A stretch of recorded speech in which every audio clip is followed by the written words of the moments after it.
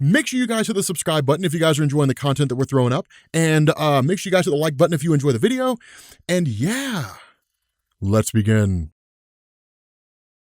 Okay, so we are getting back into Absolute Carnage. And here's the thing. So the original Absolute Carnage, or I guess the first issue, was split into 3 parts. And for the most part, it looks like it's what they're going to do from the issues going forward. I have not read the physical issue number 2 yet, so I'm not 100% sure. I've been on vacation for the last week, driving the Pacific Coast Highway, which was amazing. But kind of getting into this one, and then we'll actually do the 3rd part of the first issue later on this week. So we'll kind of wrap everything up. And the last one was really like the return of Cletus Kasady, right? And that was a big thing that was people were really expecting and had really been told to us in the events leading up to Absolute Carnage. It was kind of the big takeaway from it, right? I mean, Cletus Kasady is the original Carnage. He's a fan favorite, has been for a long, long time, and it's one of those things where unless it's Cletus Kasady playing Carnage, people are kind of iffy about it. The only real exception to that is Norman Osborn when he was the Red Goblin. That was really, really cool. We'll actually talk about him here in a little bit. But what this does is it picks up with Peter and Eddie Brock, and then of course, Eddie's son Dylan, all basically getting together and converse. And the reason why is because, again, when it came to Carnage first popping up, of course it was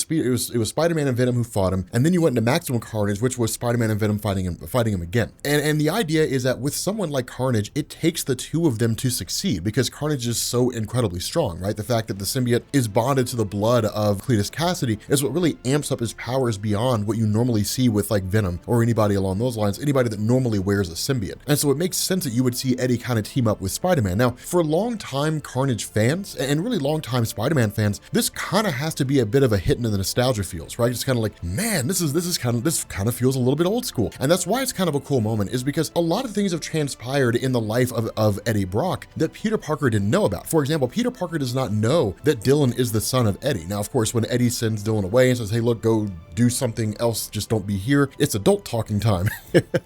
You guys all remember that from when you were kids. It's a chance for Eddie to basically sort of kind of let his guard down, right? And just sort of let the whole thing kind of be out there and say, hey, look, like he's my kid. And this isn't really even about me. It's not even really about me stopping Carnage. It's about like stopping him to make sure that my kid's safe, right? Because if Carnage gets his hands on my kid, he'll kill him. And it's really just protecting people outside of myself. And that's why it's a really important thing, right? Because Eddie's been a bad guy. He's been a good guy. He's been a victim of circumstance. Spider-Man's seen a lot of things transpire with the character of Eddie. And this is kind of the newest take for his character insofar as he's out there and coping with a few things. And it works. And it's really cool to see because it kind of makes Spider-Man a little softer to him and say, okay, I guess I can kind of get where you're coming from. But then suddenly they're met with a news broadcast and there's this mass grave that was essentially dug up out in the middle of nowhere. And initially it's kind of like, whatever, man, nobody wants to see this. They turn it off. Eddie Brock starts freaking out. Spider-Man's like, what the heck is going on? And he was like, everybody who's ever been a symbiote is buried out there. Like they're in that mass grave, right? And that's one of the big things that we recall from what we've been told, both during the prelude stories to Absolute Carnage and by the interviews that Donny Cates has done himself, that you have this circumstance where Cletus Kasady is basically going around and grabbing what are called these codexes, right? These little codices pieces. And it's designed to basically like kind of recreate the whole, right? It's sort of been that way ever since Null popped up, in the sense that like when Null was there, he was the guy that created all the symbiotes. They function as a cohesive unit, and following his defeat, they've kind of been separated ever since. And it's the Carnage symbiote basically grabbing all these different iterations of either itself or Venom, and then just combining them all into a singular unit, which will amplify his power even further, and then presumably try to take on Null and then, destroy Null and then become like god of the symbiotes, which makes sense. It'd be actually really cool to see if Carnage like took over all the symbiotes and became their new god. But it's a cool little thing here, because what you get is this revelation, where Eddie's freaking out and he's kind of panicking. The big thing to really come out of this is he's saying like Annie's body is buried out there somewhere. Now, for those of you guys who have not been keeping up with Donny Cates' run on Venom and really aren't longtime readers of the Spider-Man comics, the person he's referring to, Annie, she's actually a character that appeared back in Amazing Spider-Man 375 in 1993, and this is Annie Weying. Now, Annie Weying is actually the second person to host the Venom symbiote, and in fact, she used the name She-Venom at one point in time, but she's also the biological mother of Dylan. And for those, and the reason why I say Donny Cates' run is because in the early part of his run, when you basically got the introduction of Dylan's character, it was Annie was pregnant with Eddie Brock's son. She didn't want Eddie to know because, of course, he was Venom. He was a bad guy at the time. And so she basically gave birth to the kid, dropped it off at the father of Eddie Brock's house, and then just kind of left it there. And then eventually she went and jumped off a bridge and died. But the idea behind it is that basically his ex-wife is out there and that she can basically be used by Carnage to become one of his henchmen or what have you. It's kind of a crushing thing. And that's the reason why Eddie starts to freak out. Now, again, this is one of the cool things about his character, because if we're talking about like 1990s Venom, Lethal Protector, and we're just sort of like, he's out doing his own thing and being a bad guy, he probably wouldn't have cared about that. But the nature of Eddie is that over the years, his character has become a lot more dynamic, has become a lot more intriguing, and he's grown a lot in terms of what writers have done with him and kind of how he views the world. But it's a cool thing because it's kind of like, okay, so like the notion that Eddie Brock has a lot more on the line than Carnage is back, let's fight him. It's cool. It's something that I'm really digging about the way his character is being handled. That's why I love the Venom run from Donny Cates so much, because it's almost kind of seems to be more focused on Eddie than it is on the symbiote itself, right? I mean, the Venom symbiote's super popular. That kind of makes sense. And so in response to this, with everything kind of popping off the way that it is, there's some burglars that bust in and Spider-Man takes care of them quick, fast, and in a hurry. And it's kind of like, okay, cool, whatever. And then he's like, we need to go see a guy that could basically help us get this stuff sorted out. And of course, that's when they basically go back to Rex Strickland's safe house. Of course, Rex Strickland being one of the previous hosts for the Grendel symbiotes, kind of the precursor to Venom, basically. And then of course, they're essentially talking with the Maker. Now, this is kind of a cool moment because the idea of the Maker meeting Spider-Man is a cool little thing, right? Because in Marvel, they never actually met before. Like they've never really met. I mean, even with Spider-Man there during the events of Secret Wars, like his dealings were with like Miles Morales and with the Molecule Man Owen Reese. And of course, Reed Richards from his main universe, but like that was basically it. The Maker kind of being out there and being part of the equation and everything. It's kind of a cool little moment here because, when you have Eddie show up here, one of the things we end up learning is, again, the mysterious benefactors, the people that Maker works for that we don't really know who they are. It's basically like, hey, they had a lot of interest in using the Carnage symbiote or even the Venom symbiote itself. They want to know how to like use them for their own ends, either weaponizing them, using them for new technologies, whatever the case happens to be. But like they've been working on a means to extract the symbiote from individuals already and then do it in a way that's safe that can preserve the life of the person who is infected. And so it's kind of a cool moment here because when this happens, you basically have like Spider-Man talking to him, but then also bringing in his godson, Normie Osborn. Now, Normie Osborn, okay, this character's interesting.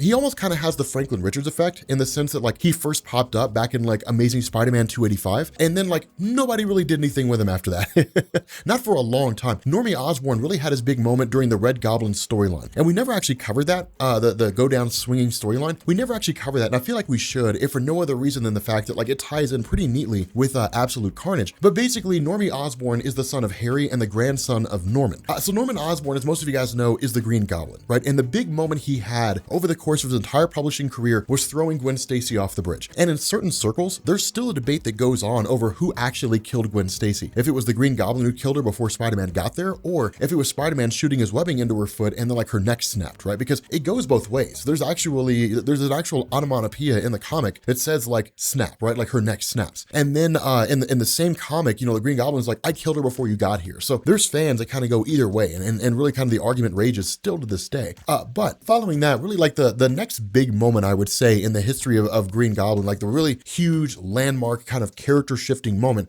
came during the events of Dark Reign, right? You come out of Secret Invasion, Tony Stark is kicked out as director of S.H.I.E.L.D. after the fact that, Skrulls have been replacing humans and various superheroes, and Tony Stark didn't know. And so he's replaced with Norman Osborn, who had a key piece of information that turned the tide of the Secret Invasion war that basically led to humanity winning. And so he dismantles S.H.I.E.L.D., he basically creates Hammer, and he goes forward doing villain things because he's a bad guy, and then tries to like basically conquer the United States and then eventually the world. Now, ultimately, he's defeated, he's thrown in jail, and then along the way, the Green Goblin kind of bothers him a little bit, kind of harasses him, and then ultimately he recalls Hammer, makes his escape, and then he was kind of free floating after that. And then you go into basically the Red Goblin story, which is kind of an attempt to bring Norman Osborn back, but then modify him, right? So give him the Carnage symbiote and basically become a combination of the Green Goblin and the Carnage symbiote, which is basically Red Goblin. And it was a cool thing, but during that story, what he did is he actually kidnapped Normie and then basically, put a piece of the symbiote into Normie Osborn and then turn him into what was called Goblin Child. And it was kind of a cool little segment. It was a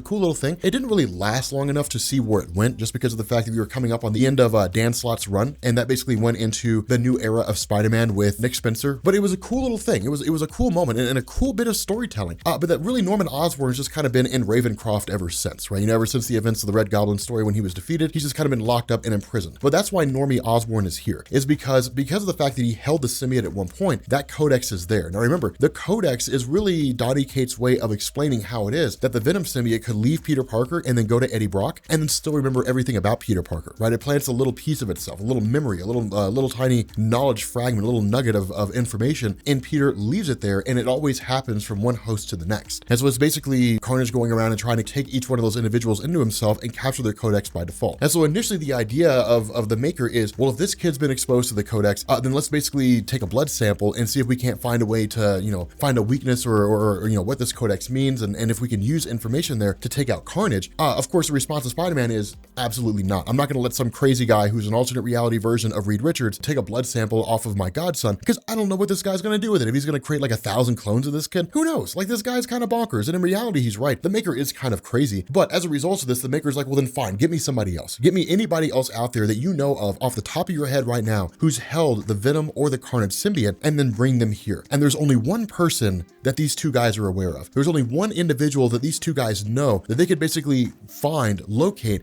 bring them back, and then use that person as a means to achieve this goal. And we'll find out in the next video. With that being said, guys, we're gonna bring this to an end. If you guys are new here to Comics Explained, make sure you guys hit the sub button to become part of the Rob Corps. If you guys enjoyed this video, make sure you drop a like, and I will catch you all later. Peace.